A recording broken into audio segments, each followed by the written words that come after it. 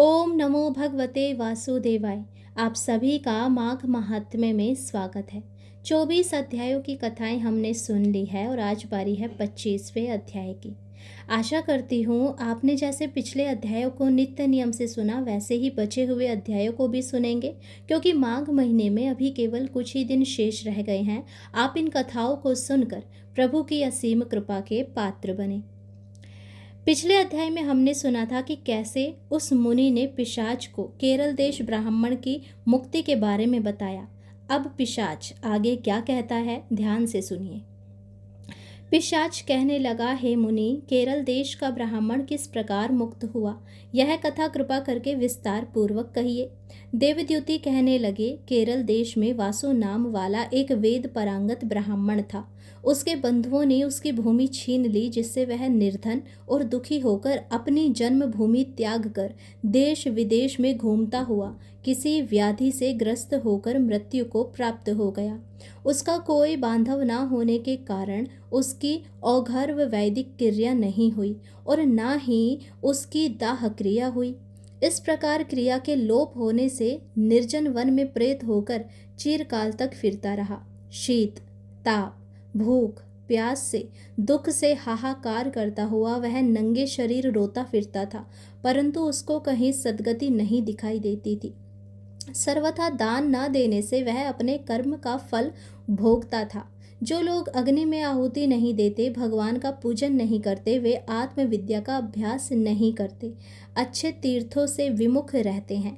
जो लोग दुखी लोगों को स्वर्ण, वस्त्र, तांबुल, रत्न, फल तथा जल नहीं देते, तथा छल कपट से जीविका प्राप्त करने वाले, दूसरों तथा स्त्रियों का धन हरने वाले, पाखंडी, कुटिल, चोर, बाल वृद्ध तथा आतुर और स्त्रियों पर निर्दयता करने वाले, आग लगाने वाले, विष देने वाले, झूठी गवाही देने वाले, निंदा करने वाले, वृथा द्रोह करने वाले सभी बारंबार प्रेत, पिशाच, राक्षस तथा बुरी योनियों में जन्म लेते हैं। अतएव बुरे कर्मों से बचकर धर्म के कार्य तथा यज्ञ, दान और तप आदि करने चाहिए, क्योंकि कर्मों का फल तो अवश्य मिलता है, चाहे बुरे कर्म हो या अच्छे। इस प्रकार प्रेत की गति देखकर पाप कर्म कदापि नहीं करने चाहिए। ब्राह्मण कहने लगा कि इस प्रकार उस केरल ब्राह्मण ने उस पर्वत पर अधिक समय व्यतीत करके एक मार्ग में एक पथिक को देखा, जो 2 गगरियों में त्रिवेणी का जल लिए हुए था। आनंद पूर्वक भगवान के चरित्र का गान कर रहा था। प्रेत ने उसका मार्ग रोककर कहा कि तुम डरो मत, इस गगरी का जल मुझको पिलाओ, नहीं तो मैं तुम्हारे प्राण ले लूंगा। देवद्युति कहने लगा कि दुखी, दुर्बल, नंगे मुरझाए हुए तुम कौन हो? पैरों से पृथ्वी को स्पर्श न करके चलते हो। लोमश जी बोले, प्रेत यह वचन सुनकर कहने लगा कि मेरा ऐसा हाल होने का कारण सुनो। मैंने कभी ब्राह्मणों को दान नहीं दिया, अत्यंत लोभी, क्रियाहीन, दूसरों के अन्न से पलने वाला था। मैंने कभी किसी को भिक्षा नहीं दी, न दूसरे के दुख से दुखी हुआ। प्यासे प्राणियों को मैंने कभी जल भी नहीं पिलाया। मैंने कभी छाता, जूता दान नहीं किया, ना किसी को जल का पात्र, पान या औषधि किसी को दी। ना मैंने अपने घर में कभी किसी अतिथि को ठहराकर उसका सत्कार किया। अंधे, वृद्ध, अनाथ और दीनों को मैंने कभी अन्न से संतुष्ट नहीं किया और ना ही किसी रोगी को मुक्त किया। ना कभी ब्राह्मणों को दान वैशाख दिया, आदि ना मास कभी में किसी अग्नि को में हवन ठंडा किया। जल पिलाया, ना ही मैंने बड़ या पीपल का कोई वृक्ष लगाया, ना किसी प्राणी को बंधन से छुड़ाया।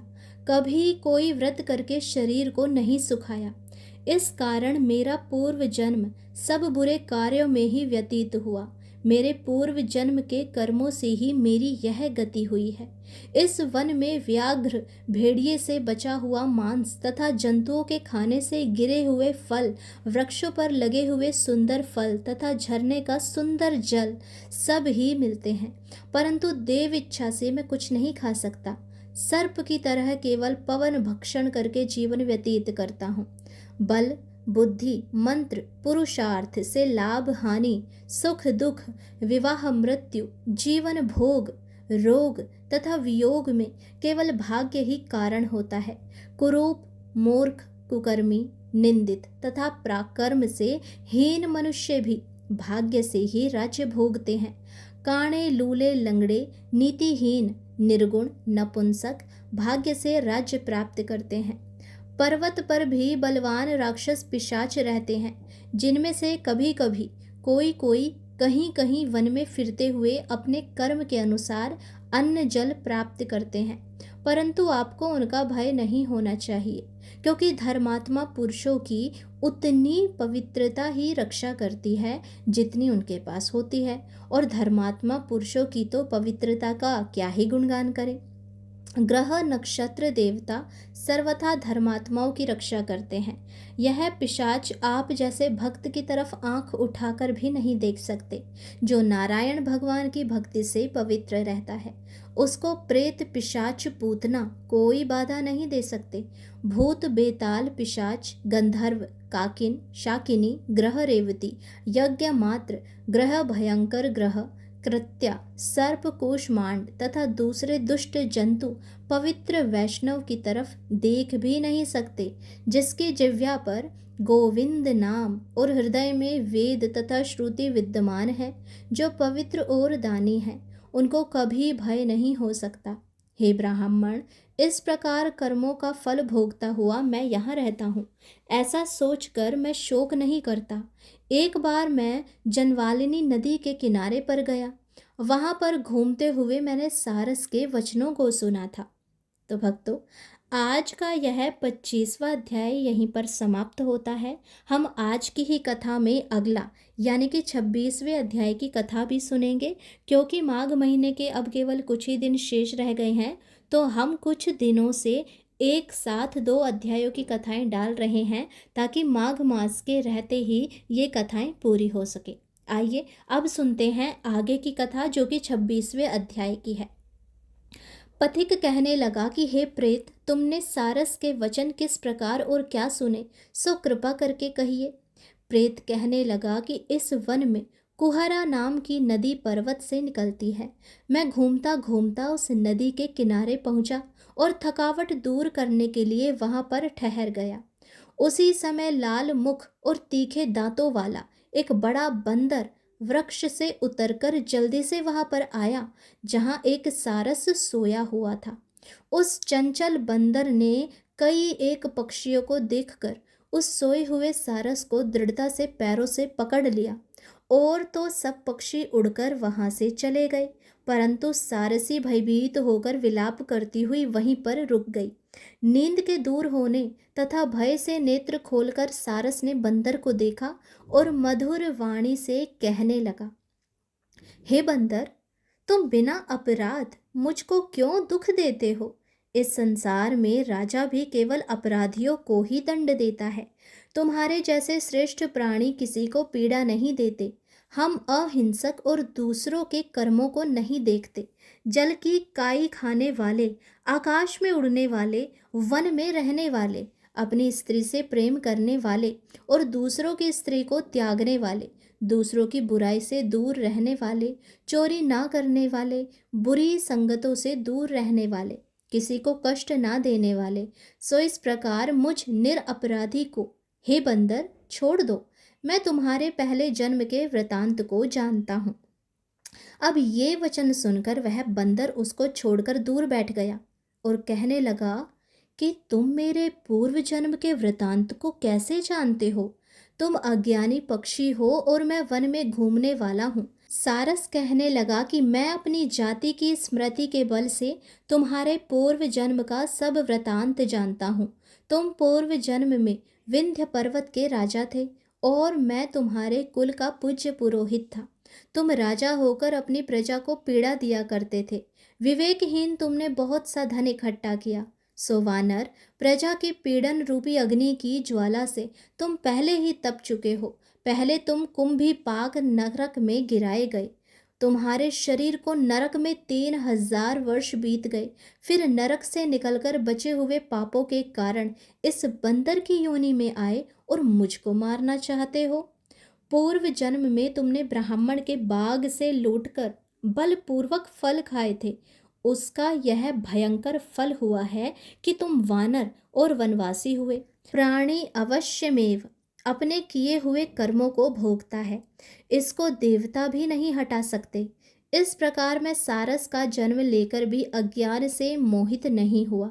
इतनी कथा कहकर वानर कहने लगा कि यदि ठीक ही जानते हो तो बताओ, तुम पक्षी कैसे हुए? सारस कहने लगा कि मेरी दुर्गति का कारण भी सुनो। तुमने नर्मदा नदी के किनारे पर सूर्य ग्रहण के समय बहुत से ब्राह्मणों के निमित्त 100 ढेर अन्न के दान किए थे। मैंने पुरोहिताई में मद से थोड़ा सा ब्राह्मणों को दिया और बाकी सब मैं आप हर ले गया।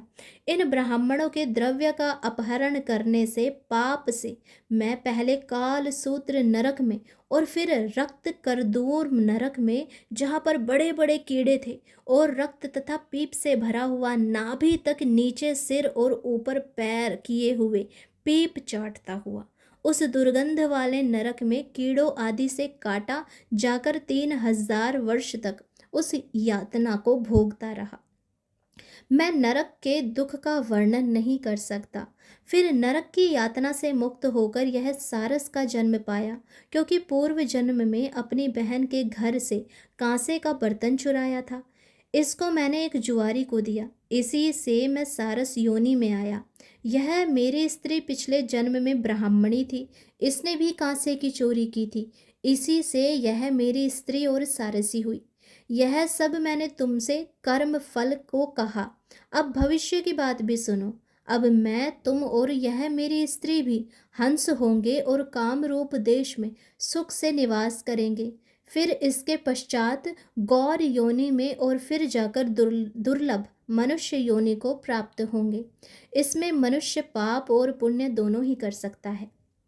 इस प्रकार शिव की माया से यह सारा जगत मोह को प्राप्त होता है। न केवल हम ही, परंतु इस संसार के सभी जीव प्रवृत्ति मार्ग में फंसकर अच्छे और बुरे कर्म करते हैं और उनका फल भोगते हैं। इसीलिए सब प्राणियों को धर्म का सेवन करना चाहिए।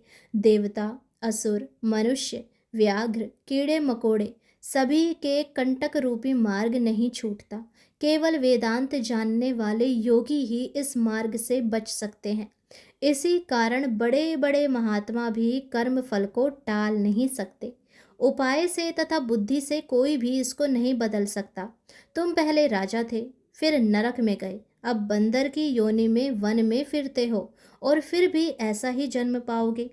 ऐसा विचार कर आनंद पूर्वक और धैर्य धर कर विचरते हुए काल की प्रतीक्षा करो। तब वानर ने कहा कि पहले जन्म में मैं तुम्हारी पूजा करता था, अब तुम मुझको प्रणाम करते हो।